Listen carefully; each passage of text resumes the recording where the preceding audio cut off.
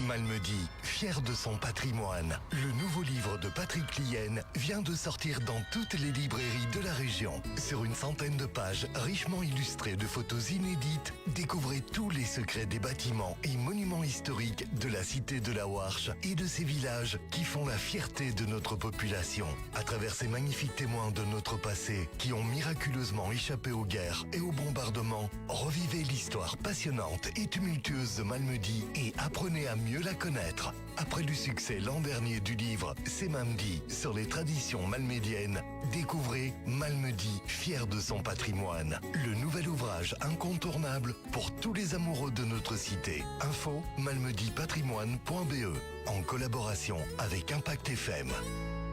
Impact FM vous ouvre son antenne. Il est déjà 8h08. Et voilà, c'est l'occasion d'une nouvelle séquence. Nous sommes en direct sur Impact FM, Impact News pour l'image sur Facebook. Ce matin, on va consacrer ce rendez-vous à un film documentaire intitulé Souvenirs d'enfance ou Vivre et survivre à Malmedy pendant la guerre, et un film qui sera présenté au Movie Mills.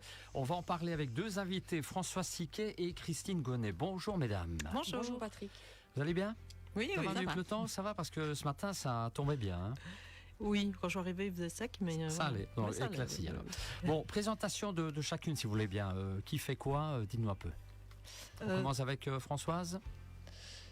Françoise, par rapport au documentaire ou bien en Oui, général? vous faites partie d'une ASBL, D'accord. donc voilà.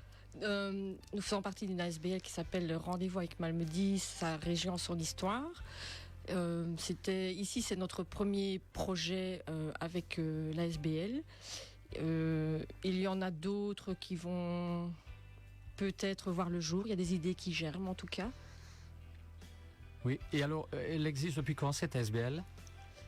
Depuis un an, un peu plus d'un an et demi maintenant. En fait, on a voulu lui donner un caractère plus professionnel, plus officiel à notre travail, quoi. C'est pour ça qu'on a créé l'ASBL. Et les buts recherchés pour cette ASBL, quels sont-ils? Ce sera toujours dans la culture, l'histoire, un peu de géographie, mais toujours ancré sur Malmedy et sa région, donc c'est plutôt la commune, quoi. Très bien. Alors après votre documentaire Jérôme 40-45, c'était en 2019, vous étiez venu nous le présenter d'ailleurs ici. Pourquoi avoir décidé de refaire un deuxième documentaire? Justement, ce documentaire Géromont 40-45, au départ, il était destiné aux habitants de Géromont et les petits villages et hameaux avoisinants. Mais alors, il a eu un énorme succès, ça a dépassé toutes nos attentes. Et donc, il y a eu environ 2000 personnes qui ont vu ce documentaire, y compris les écoles secondaires de la région. Et là, on a remarqué que finalement, il y avait encore un très grand intérêt pour cette thématique. Et on a décidé alors de l'étendre au territoire de la commune et d'aller à la rencontre de gens habitant Malmedy même et des villages, d'autres villages comme par exemple Pont, Ligneville, Mont, Chaude, Boussire ou d'autres encore. Et donc voilà, et c'est ainsi qu'est né alors le deuxième documentaire, Souvenirs d'enfance, vivre et survivre à Malmedy. Et c'était aussi un documentaire qu'on allait pouvoir intégrer aux commémorations du 80e anniversaire de l'offensive von Rundstedt. Et alors, voilà, nos témoins, bien que encore d'esprit très vif, ne rajeunissent pas. Et quelque part, il y avait une urgence peut-être de recueillir encore d'autres témoignages pour venir étoffer cette mémoire collective de la région. Et peut-être une dernière chose aussi, c'est un but un peu plus humble, mais quand on voit un peu le vent mauvais qui souffle pour le moment sur nos démocraties, les extrêmes qui gagnent du terrain, la société qui est de plus en plus polarisée, c'est un peu rappeler les dangers que font courir les extrémismes. Et donc finalement, un petit plongeon dans l'histoire, ça ne peut pas faire de tort. Ça c'est clair. C'est quoi la moyenne d'âge des derniers témoins qui restent? 90 ans. Oui, 90 ans. Voilà, il est content de faire appel aux souvenirs alors. Hein. Tout à fait. Dans votre premier film, vous avez récolté des témoignages d'enfants qui habitaient les villages de l'entité de Géromont. Dans celui des témoins habitant d'autres villages de la commune de Malmedy, dans celui-ci. Le nouveau documentaire, en quoi est-il différent ce nouveau document? En fait, on est parti sur le même principe, donc récolter des témoignages. Cette fois-ci, on en a 15 au lieu de 10 pour le premier film.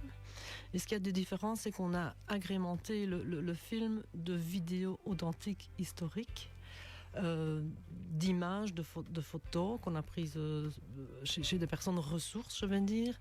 Il y aura sans doute aussi des images filmées par drone. Et tout ça va rendre le documentaire un peu plus rythmé, plus vivant. Dynamique. Oui, Ouais, c'est ça. Oui. Et voilà, donc ce film donne la voix finalement aux enfants qui ont vécu cette guerre à travers tous ces témoignages. Il parle de quoi? De leur privation? De quoi entre autres? Ça va dans tous les sens. Oui, leur quotidien, la vie à l'école. Leur peur, l'insouciance du moment.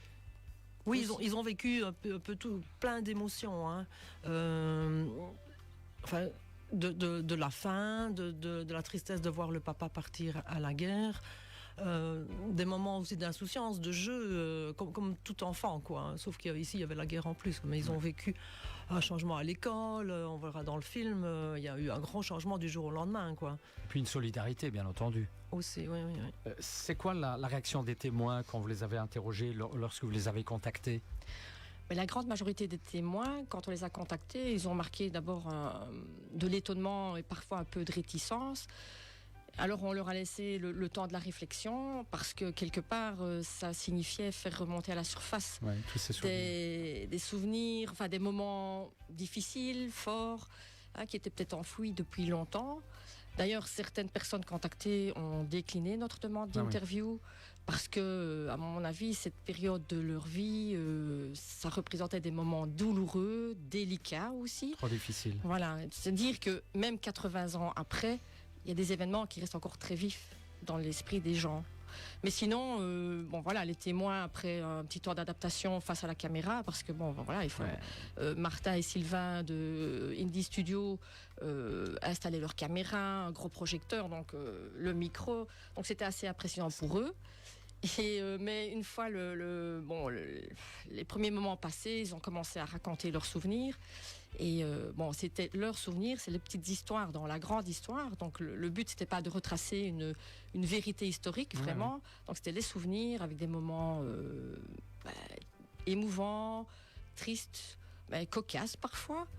Et et puis ça s'est toujours très bien terminé autour d'une tasse de café, d'une tarte maison, de gaufres maison, et ils se laissaient encore aller à raconter. Et bien souvent on se disait zut, on a remballé tout le matériel alors qu'on aurait pu encore avoir de chouettes, encore de quoi dire, de quoi faire. Voilà, oui. En tout cas, ils se sont véritablement libérés pour ne pas oublier cette triste période finalement. Tout à fait. Et est-ce que vous avez appris de nouveaux éléments lors de ce film, sur cette période en tout cas? Oui. Par exemple, moi, j'avais jamais entendu parler du Stoko. C'est un lieu d'internement, un centre d'internement où on plaçait les gens qui avaient fait preuve, ou en tout cas qui étaient suspectés d'incivisme. On les mettait là en attendant un jugement Verviers. Ça, c'était vraiment quelque chose qu'on n'avait jamais entendu. Ils ont aussi parlé de la Hitlerjugend et de son pendant féminin qui est le Bund Deutscher Mädel. Ça, je ne connaissais pas non plus. C'était un petit peu, on va dire, le scoutisme, mais avec un but politique. Donc c'était déjà un peu les endoctriner. Un peu, ils ont parlé aussi des conditions d'hygiène qui étaient vraiment déplorables. Alors ces témoins ont aussi parlé, ils ont plus eu de contact avec la mort. Donc ils ont vu des soldats morts. Les premiers témoins de Jérôme n'en ont pas parlé. Peut-être qu'ils les ont vus, mais ils n'en ont pas parlé. Ici, beaucoup plus. Très bien. Les témoins qui habitaient à Malmedy, à l'époque, ont plus que probablement évoqué aussi les bombardements de Noël 44. Mais j'imagine qu'il n'y a pas que ça. Non, il n'y a pas que ça. Mais c'est vrai que quand on parle de Malmedy et de cette période, on l'associe au bombardement de décembre 44. Où là, il y a eu évidemment plus de 200 civils et de nombreux soldats américains décédés. Donc c'était vraiment tragique. Mais au-delà de ça, on a voulu aussi en savoir plus sur la vie des Malmédiens pendant les 5 années d'annexion forcée. Comment s'est passée l'arrivée des Allemands, comment était la vie à l'école, le quotidien, mais aussi alors forcément les bombardements et puis la reconstruction aussi de Malmedy. La guerre a-t-elle été vécue de la même façon par les habitants de Malmedy et ceux des villages? Non. Ce qu'il y avait de différent, en fait, c'est que dans les villages, on n'avait presque que des fermes, donc des fermiers, et le papa devait partir à la guerre, donc qui devait le remplacer, c'était souvent les enfants, le garçon, l'aîné, lui devait aller traire les vaches avant d'aller à l'école. C'est vrai qu'il y avait moins de vaches, mais c'était à la traite à la main, donc ça prenait du temps, donc les enfants étaient vraiment très très très courageux à ce moment-là. Et alors dans les villes, ce que eux ont vécu, c'est plutôt la faim. Ils ont eu faim en décembre 44, ils ont eu faim, et dans les villages, ça se marquait moins, parce que là, comme on était justement à la ferme, on avait de quoi se nourrir. Ouais. Oui. C'est complètement différent. Oui, quoi. oui. Finalement, ce nouveau film, ce document, il sera déposé au titre de document pour la mémoire. Exactement, c'était le but, oui. Est-ce qu'on peut donner des informations pratiques sur le film qui sera proposé 2 fois en Movie Mill, c'est bien ça ? Oui, les projections auront lieu le jeudi 12 décembre et le jeudi 19 décembre à 20h. Il est conseillé d'aller réserver ses places soit là-bas au guichet ou en ligne sur leur site. Très bien. Oui, peut-être encore juste préciser, parce que certaines personnes m'ont posé la question, le 12 et le 19, ce sera le même film, ce n'est pas le 19, la suite du 12, donc c'est 2 fois le même film. 2 fois le même film, mais c'est à 2 moments différents. Quoi. Et alors peut-être encore rajouter, on va graver des clés USB avec le film, elles seront en vente peut-être déjà le 12, sinon le 19 certainement, sinon ce sera sur commande, mais on en parlera au cinéma. Il est bon de le rappeler. Quoi. Oui, et voilà. Si on veut des informations pratiques, de toute façon, cinéma, page Facebook, site internet. Il y a une page Facebook, oui, sur Malmedy 4045. Sinon, téléphone au cinéma. Et moi, j'avais donné mon numéro dans l'article qui était paru dans le Flandre, donc on peut m'appeler pour avoir des infos pratiques aussi. Très bien. Bon, mesdames, je vais vous laisser le mot de la fin, chacune, pour clôturer ce 8h08 qui commence. Pour moi, ça a été vraiment un plaisir de refaire un film. Surtout qu'on y apprend des choses, et pour moi le but essentiel, c'était surtout le devoir de mémoire. L'actualité fait peur, et il faut qu'on fasse tout pour informer les gens de ce qui pourrait arriver. C'est clair. Et moi, je dirais que ce documentaire, c'était une expérience humaine incroyable, enrichissante. J'ai rencontré des gens formidables. Et là, je rejoins Christine aussi, parce qu'à la fin de chaque interview, c'était la tristesse chez ces personnes de voir que quelque part l'histoire est en train de se répéter et que c'est triste, ils sont vraiment tristes. Donc ce devoir de mémoire, je pense qu'il est plus qu'essentiel. Très bien. On va rester là-dessus pour la conclusion. Je vous remercie en tout cas d'être venu nous parler de ce film documentaire qui sera donc proposé au Movie Mill. On rappelle les 2 dates, le 12 et 19 à 20h. 12 et 19 à 20h. Très bien. Je vous remercie beaucoup. Je vous souhaite en tout cas une bonne journée. Merci d'être passé chez nous, et on vous souhaite évidemment, toute l'équipe d'Impact, de bonnes fêtes de fin d'année.